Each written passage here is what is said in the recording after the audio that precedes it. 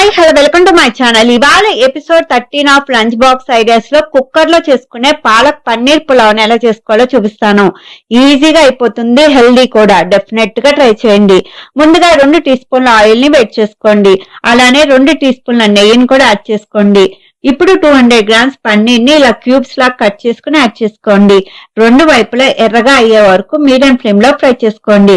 ఇలా ఫ్రై చేసుకుంటే పులావ్ లో ముక్కలు చిదిరిపోకుండా ఉంటాయి. ఇప్పుడు తీసి ఒక ప్లేట్ లోకి ట్రాన్స్ఫర్ చేసుకోండి.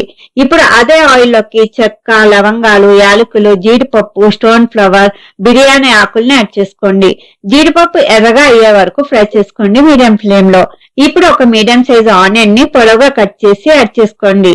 అలానే 3 పచ్చిమిర్చిని కూడా కట్ చేసి యాడ్ చేసుకోండి.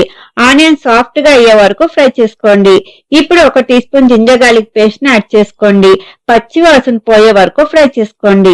ఇప్పుడు 100 గ్రామ్స్ పాలకూర కట్టను తీసుకుని ఇలా చిన్నగా కట్ చేసి యాడ్ చేసుకోండి.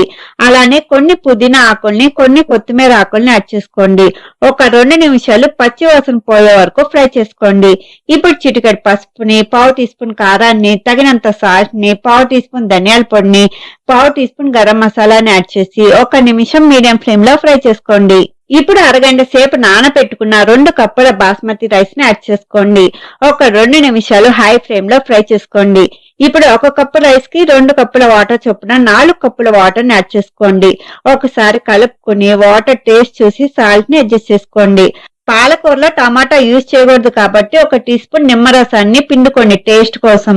ఒకసారి బాగా కలిపి 5 నిమిషాలు హై ఫ్లేమ్ లో ఉడికించుకోండి. 5 నిమిషాల తర్వాత ఫ్రై చేసుకున్న పన్నీర్ ముక్కల్ని యాడ్ చేసి కదపకుండా మూత పెట్టి 2 విజిల్స్ వచ్చే వరకు మీడియం ఫ్లేమ్ లో ఫ్రై చేసుకోండి. ప్రెజర్ పూర్తిగా పోయాక ఓపెన్ చేసి ఒకసారి కలుపుకున్నారంటే మన పాలక్ పన్నీర్ పులావ్ రెడీ అయినట్టే. రైస్ కూడా పర్ఫెక్ట్ గా కుక్ అయింది. ఇలా లంచ్ బాక్స్ లో పెట్టి ప్యాక్ చేసి పంపండి. పన్నీర్ ముక్కల్ని నంచుకుంటూ శుభ్రంగా తినేస్తారు. మరి మీరు కూడా ట్రై చేసి మీకు టేస్ట్ ఎలా అనిపించిందో నాకు కామెంట్స్ లో చెప్పండి. Thank you for watching.